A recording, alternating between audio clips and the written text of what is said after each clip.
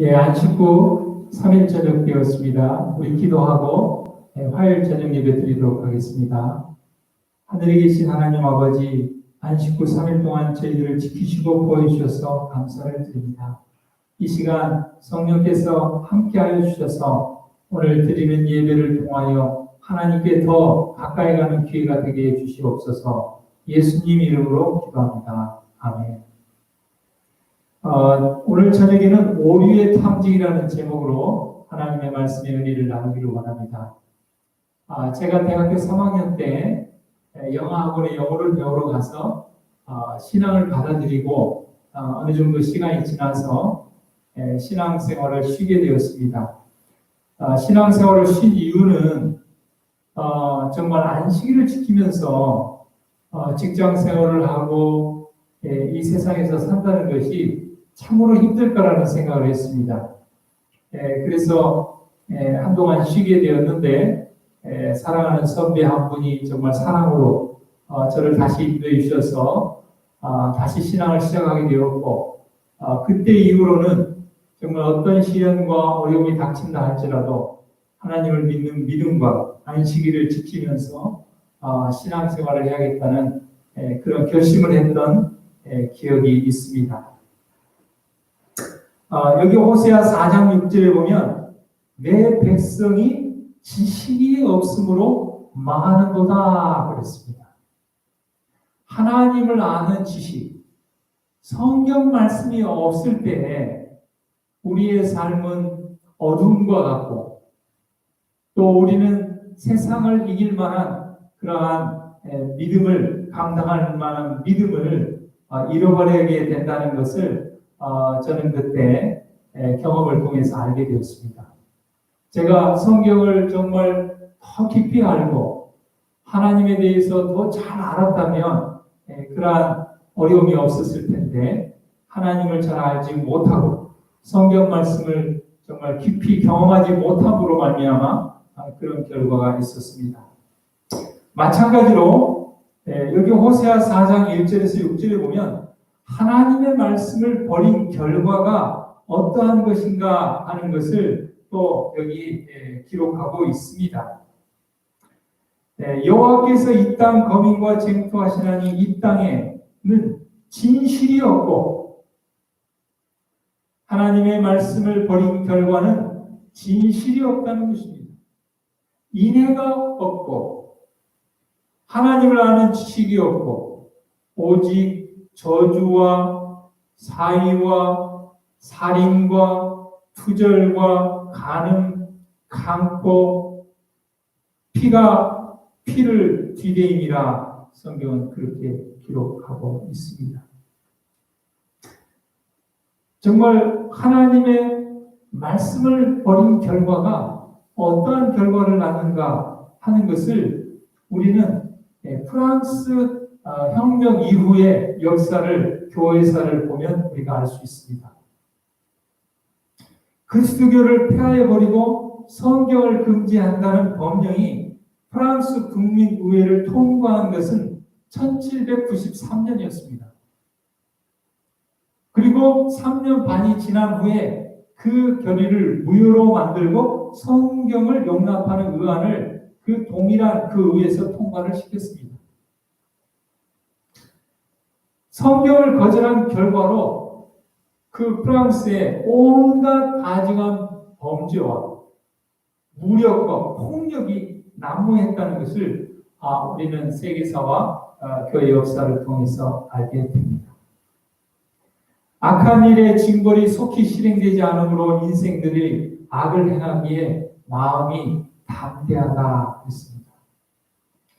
우리가 계시록 2장과 3장에 나와 있는 7교회 중에 네 번째 교회인 이 두아디라 교회에 대해서 좀 살펴볼까 합니다. 에베소 교회는 AD 31년부터 100년까지 초기 교회를 이야기합니다. 그 다음에 두 번째 교회인 서문학 교회는 AD 100년부터 313년 밀란 칙령에서 콘스탄티누스 황제가 기독교를 봉인한 그때까지가 박해 시대입니다. 그리고 세 번째 버가모 교회는 313년부터 교황권이 확립된 538년까지 세속화 시대입니다. 그리고 오늘 살펴보기를 원하는 네 번째 두아디라 교회는 교황권이 확립된 538년부터 종교개혁이 일어났던 1517년, 이 기간을 영적 암흑시대, 종교 암흑시대라고 합니다. 그 다음에 다섯 번째 사대교회는 1517년부터 1798년까지 종교개혁 시대고, 그 다음에 빌라델비아 교회는 1798년부터 1844년까지 재림운동이 일어났던 기간이고, 마지막 라오디 교회는 1844년부터 예수님 재림 때까지 종말교회에 대해서 이야기하고 있습니다.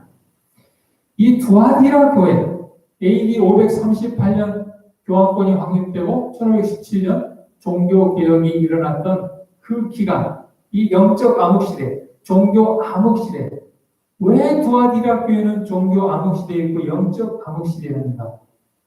그것은 그 기간 동안에 하나님의 말씀이 제대로 읽혀지지 못하고 보급되지 못하고 해석되지 못함으로 말미암아 빛이 없으므로 어두움이 꽉 찬 것을 보게 됩니다.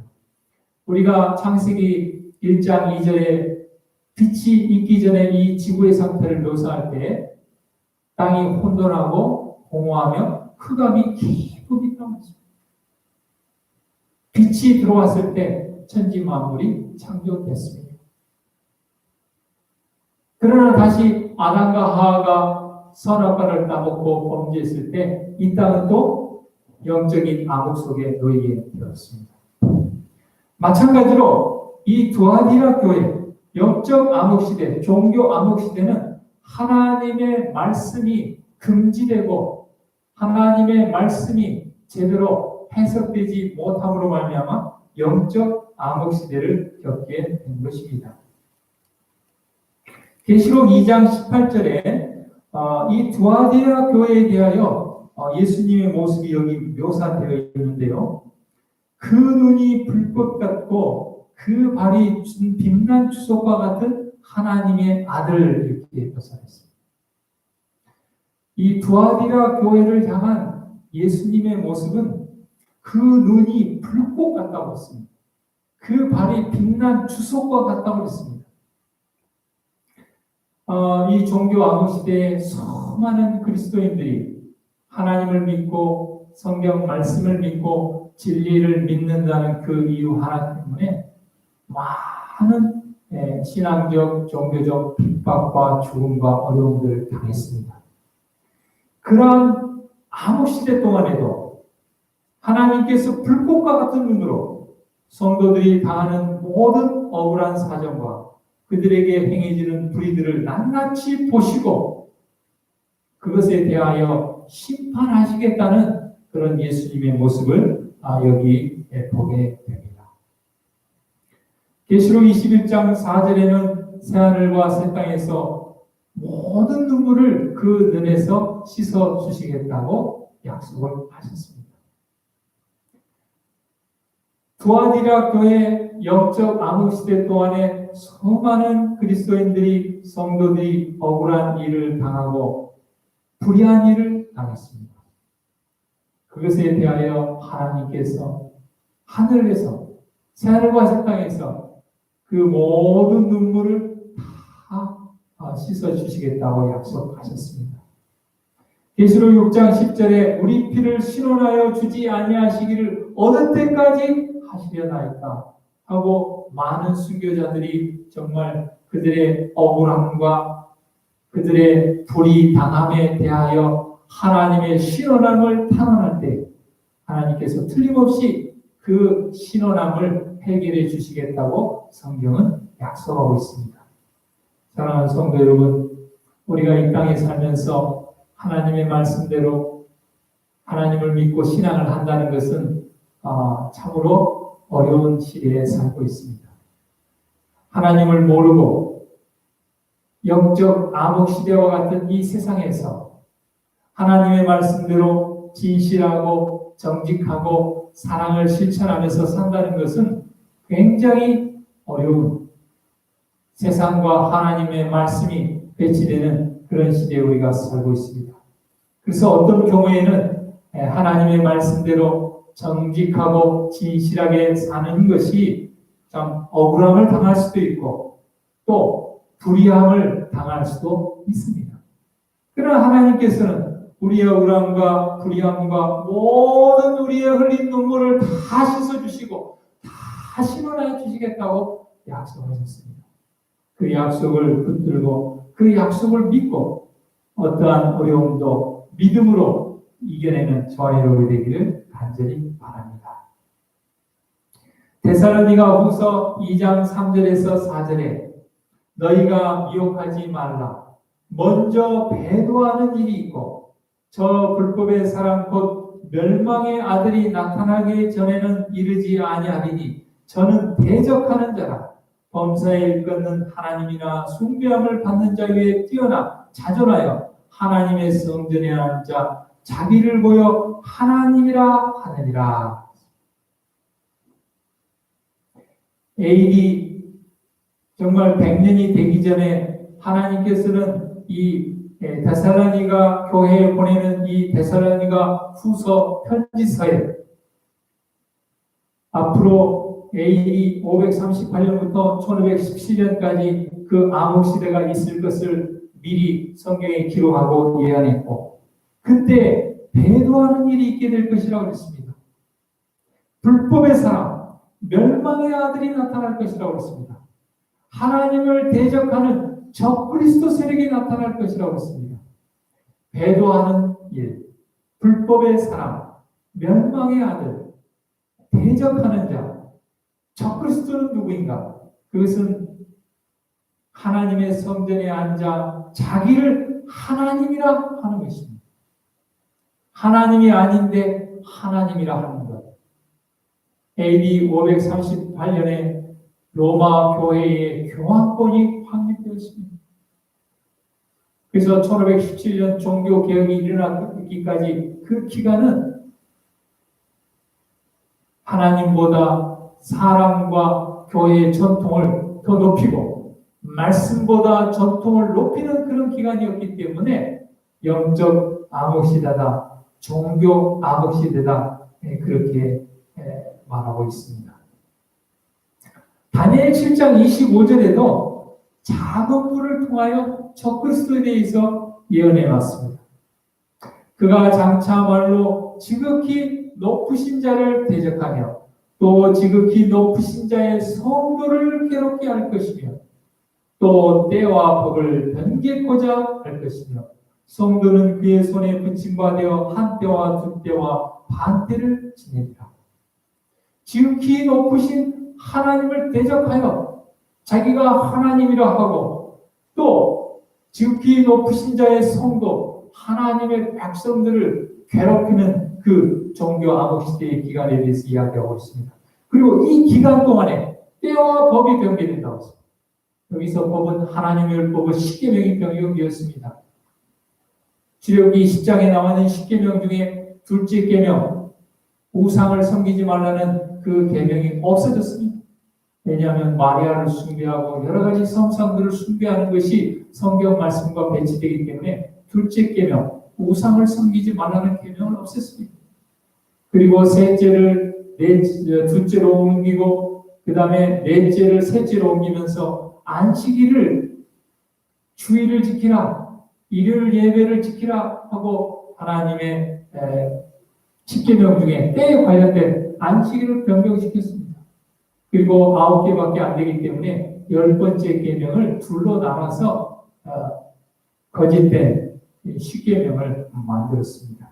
그 기간이 바로 이 종교 암흑시대 기간입니다. 그 기간에 대해서 한때, 두때, 반때라 이렇게 되어 있습니다. 여기서 때는 1년을 얘기합니다. 그래서 총 3년 반. 그래서 3년 반은 예언해서 42달, 1260일, 1260년 다 같은 기간을 이야기하고 있습니다. 그 기산점은 교황권이 확립된 538년부터 교황권이 몰락한 1798년까지 그 기간, 1260년 그 기간을 이야기하고 있습니다. 성경 예언에서 1년의 원칙을 적용하면 정확하게 3년 반, 42달, 1260일, 1260년이 됩니다. 또 계시록 13장에서 계시록 13장 4절과 5절에 보면 용, 사단이 짐승에게 권세를 주므로 그 짐승이 42달 일할 권세를 받았다고 했습니다. 여기 동일한 기간 42달이 나옵니다. 계시록 13장에 나와 있는 그 복합 짐승은 다니엘 7장에 나와 있는 작은 뿔의 연장선상에 1929년에 라테란 조약에 의해서 교황권이 다시 회복되는 그것을 예언하고 있습니다. 다시 말하면 적그리스도 세력이 다시 부활한 그 부분을 계시록 13장에 묘사하고 있습니다. 그리고 계시록 12장 6절에 그 기간 동안에 하나님의 교회는 많은 핍박을 피해서 알프스 산맥과 여러 궁핍한 곳으로 산지로 피난하는 장면이 성경에 예언되어 있습니다. 계시록 12장 6절 그 여자가 성경에서 여자는 교회를 얘기합니다. 하나님의 교회, 하나님의 성도들이 광야로 도망하여 그 종교 암흑 시대 동안 신앙을 지키기 위해서 핍박과 죽음을 피해서 광야로 도망하며 거기서 1260일 동안 하나님께서 저들을 양육하고 지키시고 보호해주셨다 하고 계시록에 예언되어 있습니다. 누가복음 21장 16절에서 17절에 심지어 부모와 형제와 친척과 벗이 너희를 넘겨주어 너희 중에 며칠 죽이게 하고 또 너희가 내 이름을 인하여 모든 사람에게 미움을 받을 것이다. 하나님의 말씀이 무시되고 하나님의 말씀을 버렸던 그 종교 암흑시대 또한에 심지어는 부모와 형제와 친척과 친구까지도 하나님의 백성을 원수에게 넘겨주고 죽이게 하고 모든 사람에게 미움을 받았던 그런 종교 암흑시대의 역사가 앞으로 예수님 재림 직전에 정말 또 일요일 교훈이 반포되고 하나님의 말씀을 대적하는 일이 일어날 것을 성경에 예언하고 있습니다. 이러한 예언을 앞두고 있고 또 종교 암흑 시대의 과거의 역사를 알고 있는 우리는 오늘날 우리가 어떠한 선택을 하며 어떻게 해야 될 것인가? 여호수아 24장 15절에 만일 여호와를 섬기는 것이 너희에게 좋지 않게 보이거든 너희 열조가 당 저편에서 섬기던 신이든지 혹 너희의 거하는 땅 아모리 사람의 신이든지 너희 섬길 자를 오늘날 택하라. 오늘 우리가 바로 지금 하나님을 택하라는 것입니다. 우리가 매일 하나님을 택하고 하나님의 길을 택하고 하나님의 말씀의 길을 택하다 보면은 종교 암흑 시대의 역사가 다시 온다 할지라도 우리는 말씀으로 핍박과 시련과 어려움을 이겨낼 수 있다는 것입니다. 제가 처음 신앙을 받아들이고 정말 하나님의 말씀에 대한 굳건한 믿음과 살아계신 하나님을 만나는 경험이 없었기 때문에 세상을 바라보고 말씀대로 살 수 없다고 생각하여 신앙을 떠난 그러한 역사가 다시 일어나지 않기 위해서는 우리가 매일 매순간 하나님을 택하라는 것입니다.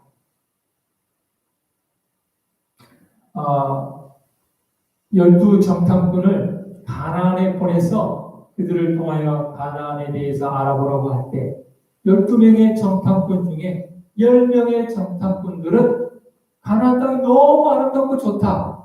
그러나 그 땅 범인이 너무 크고 강력하여 그들의 무기가 너무나 강력하여 우리는 거기에 들어갈 수 없다. 그렇게 고백합니다.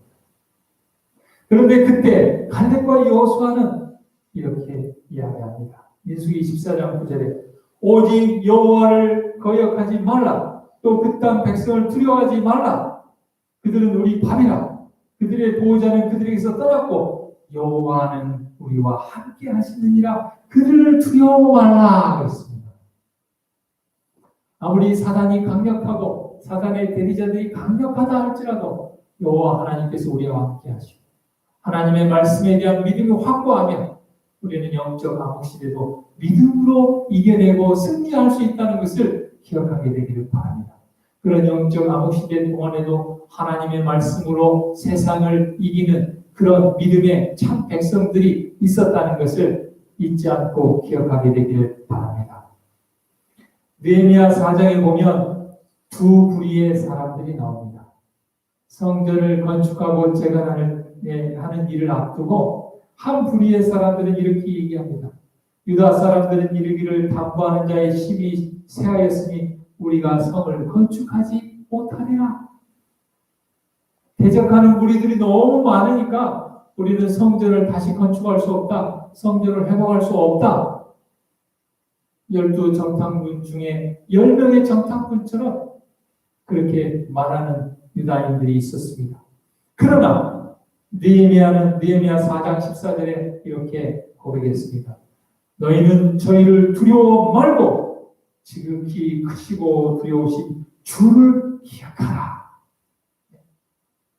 어느 시대나 정말 하나님의 말씀을 믿고 하나님을 신뢰하면서 두려움 없이 하나님의 말씀으로 사단을 대적하고 세상을 대적하고 영적 암흑 시대를 이겨내 하나님의 참 백성들이 있었다는 사실입니다.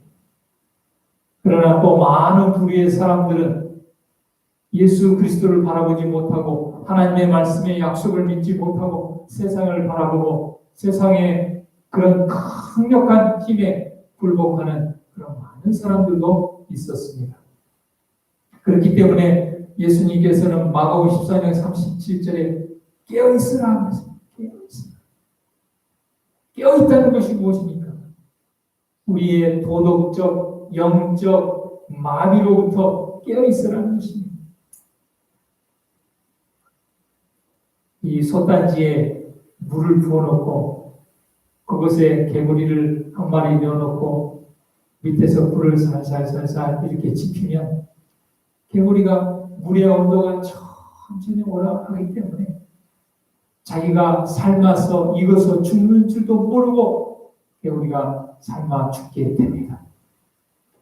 그러나 갑자기 불을 뜨겁게 내면 뜨거워서 발짝 뛰어나오게 되는 것입니다. 세상도 마찬가지입니다.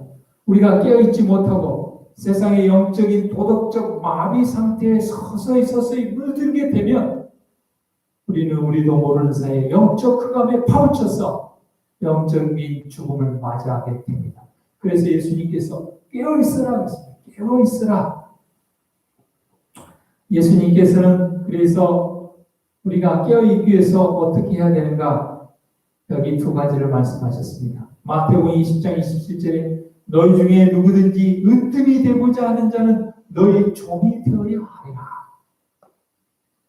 예수님은 이 땅에 오실 때 섬김을 받으려 함이 아니요 섬기러 오셨습니다. 예수님은 이 땅에 사시는 동안 종으로서 죄인들을 섬기고 하나님의 백성들을 섬기고 그들을 구원에 인도하기 위해서 철저하게 겸손하게 섬김의 삶을 사셨습니다. 그러나 영적 암흑 시대 동안에 사단과 사단의 대리자들은 교만하고 자기를 높이고 섬김을 받고자 하는 우리의 마음 가운데 섬김을 받고자 하는 마음이 있다면 우리는 사단의 정신, 사단의 마음을 갖고 있는 것입니다. 그것은 깨어있는 것이 아닙니다. 우리가 정말 깨어있다면 예수님의 마음을 가지고 겸손한 마음을 가지고 섬기고자 하는 마음, 종의 마음을 가지고 하나님을 섬기고 이웃을 사랑하는 마음을 갖게 되기를 바랍니다. 두 번째로 누가복음 9장 58절에 여우도 굴이 있고 공중에 새도 집이 있으되 인자는 머리 둘 곳이 없도다. 예수님은 이 땅에 사시는 동안에 이타적인 삶을 사셨습니다. 그래서 예수님께서는 정말 마지막 몸을 누일 그런 무덤조차도 없었다. 그렇게 성경은 기록하고 있습니다.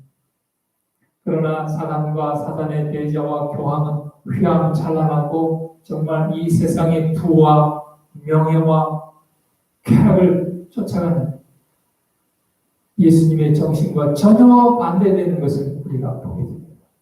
사랑하는 성도 여러분, 우리는 예수님과 같은 그런 검소하고 정말 전략하며 다른 사람을 섬기고 복음을 전하기 위해서 우리의 재정과 우리의 힘을 드리고 있습니까? 아니면 이기적인 마음을 가지고 정말 부를 축적하고 나의 어떤 즐거움을 채우기 위해서 그렇게 살고 있지는 않습니까?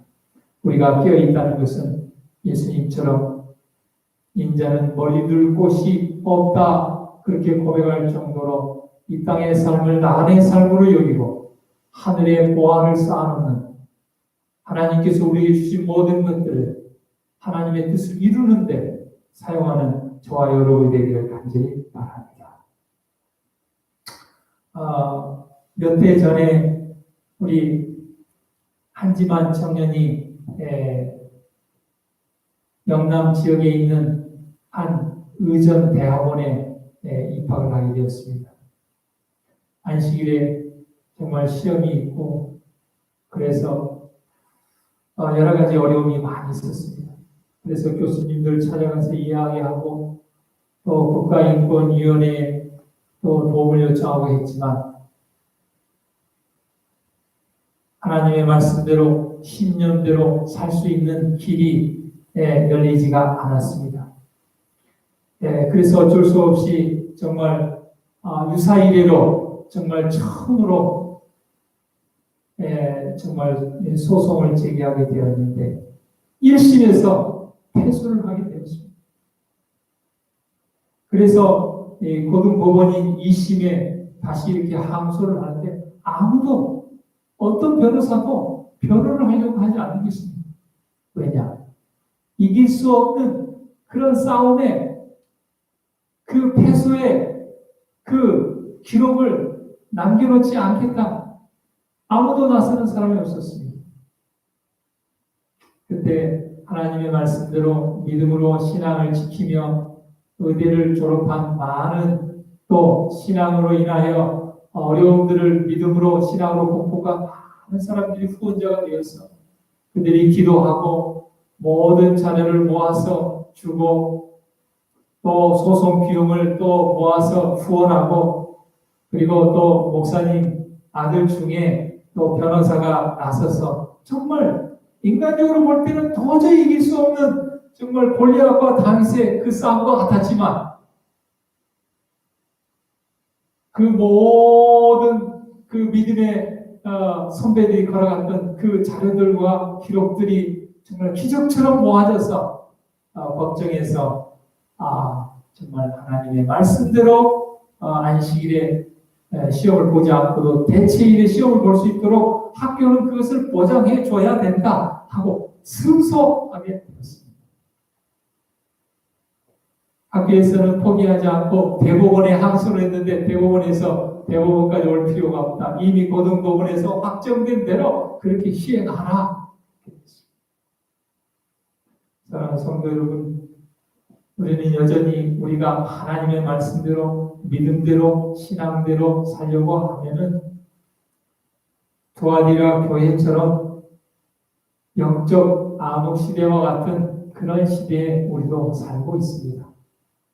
그러나 믿음의 백성들이 하나님의 말씀대로 성경 말씀을 통하여 이 오류의 탐지기인 말씀을 통하여 어떤 것이 진리고 어떤 것이 오류고 거짓인지 정확히 분별하고 하나님의 말씀을 따라가고자 하는 백성들에게 여호와 하나님께서 함께 하시고 두려워 말라 오늘날 나를 택하라 그러면 함께 하리라고 약속하셨습니다. 사랑하는 성도 여러분, 우리도 정말 영적인 암흑시대와 같은 그런 예수님 재림 직전에 가까운 어둠 속에 살고 있습니다. 그러나 결코 하나님의 말씀을 포기하지 말고 하나님의 말씀대로 매일매일 하나님을 선택하며 사는 저와 여러분이 되기를 간절히 바랍니다. 기도하겠습니다. 하늘에 계신 하나님 아버지, 참과 진리를 알 수 있는 오리의 탐지기인 성경 말씀을 우리에게 주셔서 감사를 드립니다. 내 백성이 하나님을 아는 지식이 없으므로 망한다고 했습니다. 하나님의 말씀을 모르고 하나님의 말씀을 버리고 하나님의 말씀을 멀리할 때 우리는 영적 암흑에 빠질 수밖에 없습니다. 오직 성경, 오직 하나님의 말씀대로 살려고 하나님을 향하여 나아갈 때 하나님께서 우리와 함께 하시고 두려워 말라 말씀하시고 우리와 함께 하시겠다고 약속하셨습니다. 살아계신 하나님을 만나고 경험하는 우리 모두가 되게 하여 주시옵소서. 예수님 이름으로 기도합니다. 아멘.